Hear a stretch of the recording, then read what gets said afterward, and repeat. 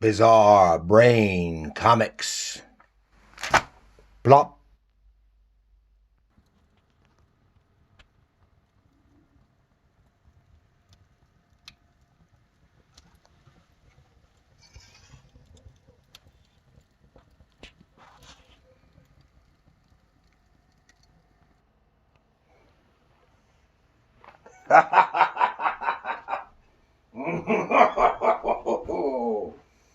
Yes. The Dark Librarian is here once again to tell tales of terror. And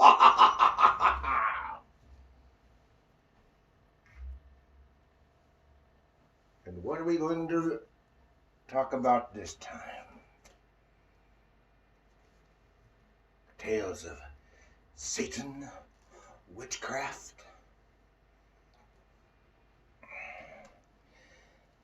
evil sorcerers, manipulating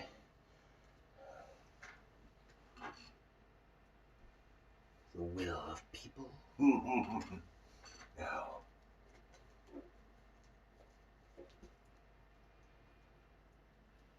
this time we're going to talk about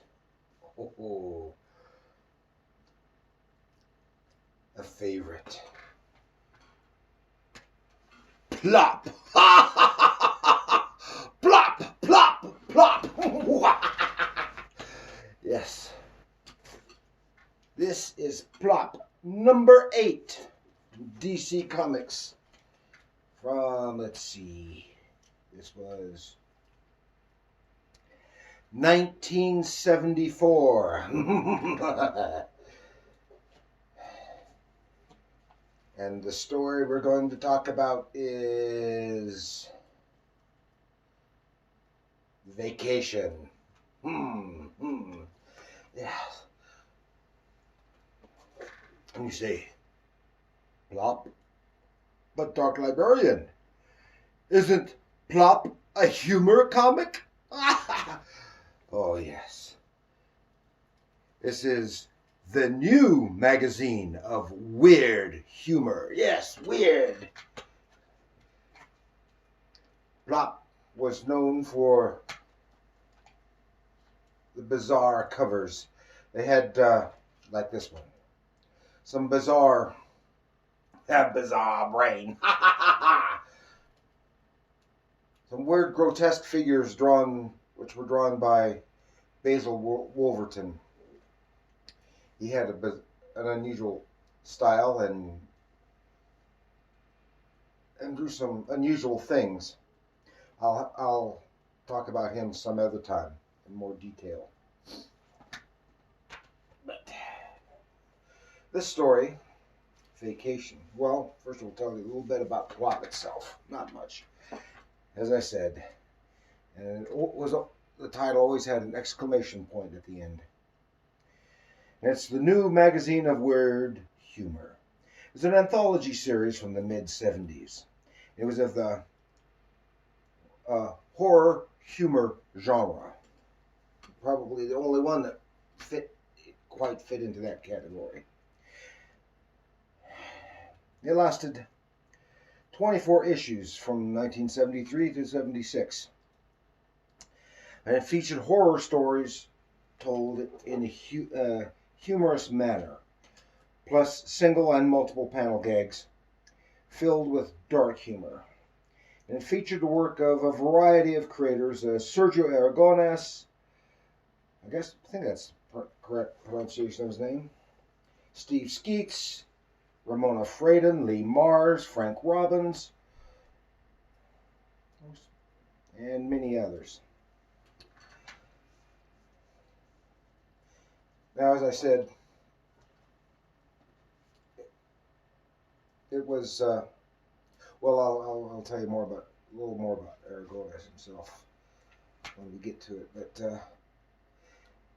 one of the reasons it fits nicely into the horror genre is that, well, the main stories were the same and similar kind of stories that DC had in their other mystery/horror titles, such as the the House of Mystery and House of Secrets and the like, and it also featured the horror hosts from those magazines, such as Cain, Abel, and Eve.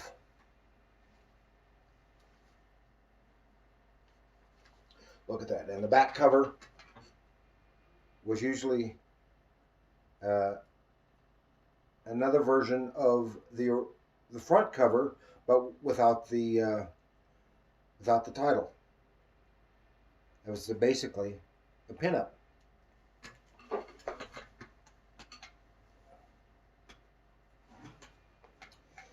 Now,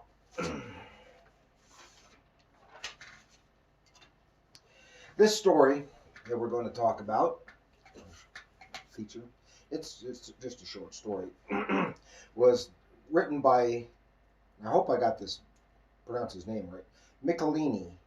Could be Michelinie, I'm not sure. I've never heard it pronounced. And he was, of course, a comic book writer. He wrote the Amazing Spider-Man, Iron Man, and he co-created the character of Venom for Marvel Comics. And in DC, he wrote action comics featuring Superman, House of Secrets, Swamp Thing, Aquaman. He created the sword and sorcery character Claw the Conqueror. So he wrote a variety of material. And then the artist is Ramona Fradon, one of the few female artists at that time through the Silver Age. And she's best known for co-creating Metamorpho, the Metamorpho character for DC. Now, with Ramona, her husband was Dana Freyden, who was a cartoonist for the New Yorker magazine. You know, a well-known slick magazine of news reporting, various articles, and a lot of humor articles as well. Now he encouraged her to try cartooning, and she started. She went to art school and started doing cartooning in about 1950 or so. And her first work for DC Comics was on the Shining Knight, which would have been in the 50s. And then she went on to Aquaman in Adventure Comics.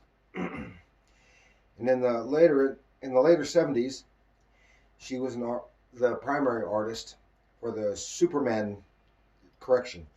Friends title, which was tied into the animated show at that time. And eventually she took over drawing the Brenda Starr newspaper comic strip. So these people were talented and well known. So let's get going on vacation. Plop, plop, plop. Plop, plop. Yeah. Here we have a variety of plop. And as I said, they were known for these grotesque drawings, covers, by Basil Wolverton. And I think most of these were ones that he had previously drawn, because some of them, one of his best known was Lena Hyena, which was on the cover, but drawing goes back to the 50s. And then later issues had similar drawings, but these were drawn by Wally Wood, who was, I mentioned previously before, just briefly.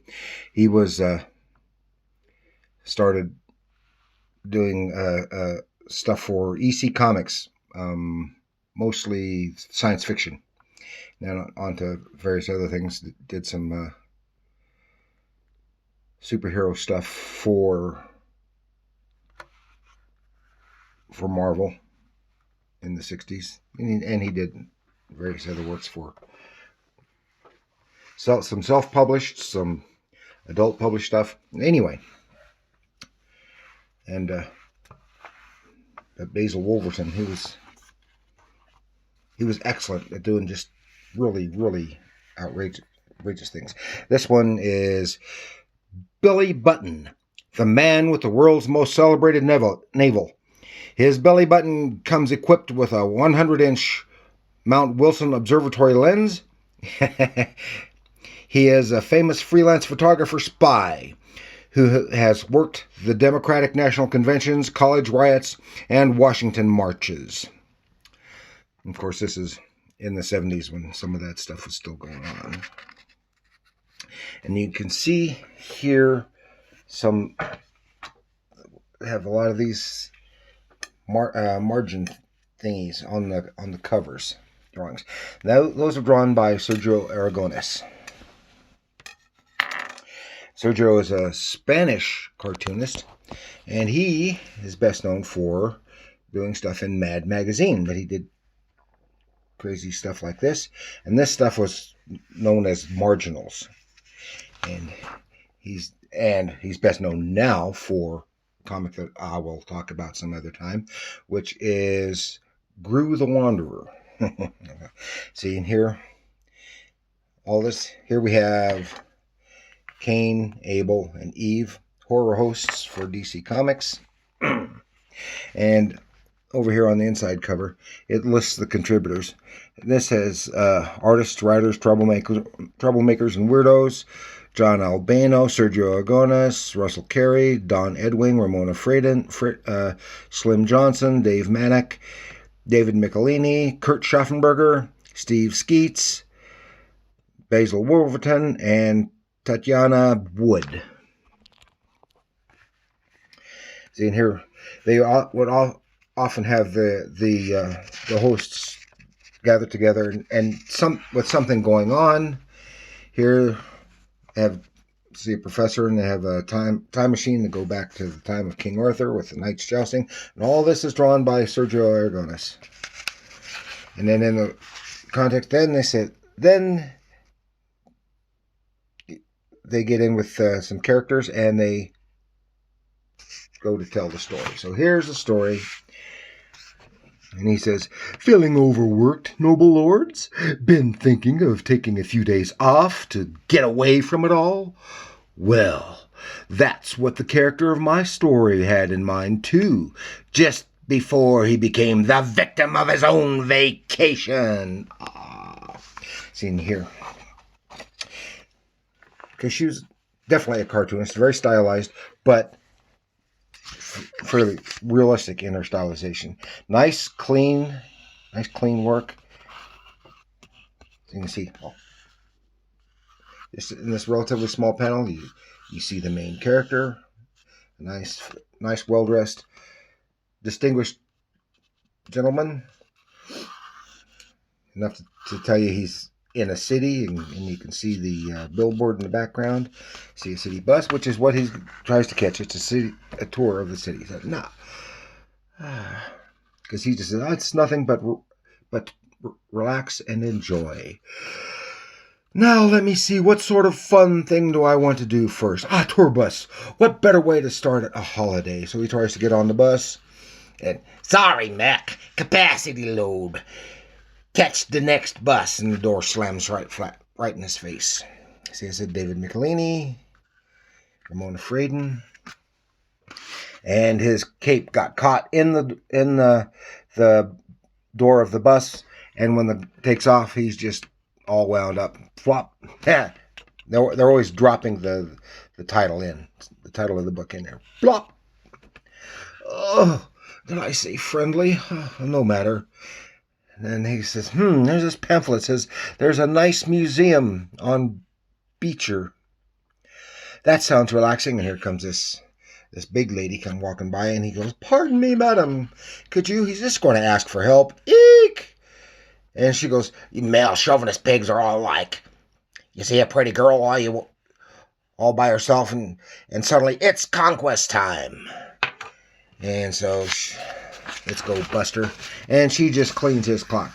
Kicks him up one side and down the other. Slap, slap, slap, whack. And leaves him, woo, on the floor, on the ground. It's getting so's a lady of breeding ain't even safe on the streets no more. Oh, and then, what? While he's still clunked out, trying to get himself up, here come a couple of cops. What is this city coming to? I don't know, Ed. If it ain't whoopies carrying protest signs, it's wino sleeping in the streets. But, officer, I can explain if you'll just help me up. Ah, you saw that? He tried to attack me, and then civilian brutality, and they proceed to beat the crap out of him. Now he's really in dire straits and whopping around. See here, just this one panel up here. Ramona showed this lady did a lot to him, and some nice storytelling. Here we don't need to see any background, just the bare minimum. It's not needed for the storytelling. You can see the expression on the character's face. Said, "Oh, pardon me, kind sir." Says, "Oh, a friendly voice at last. Dear lady, may I be of service?" Well, sir, you see, I'm collecting for the Home for Retired Ocarina Players. And he can barely get up. And sorry, I don't have any local currency. And she takes that as an insult. And she takes her umbrella and beats the crap out of him even more. Some people just have no compassion. She's a funny looking little old lady, but she's a typical little old lady. Flowers on her hat and everything.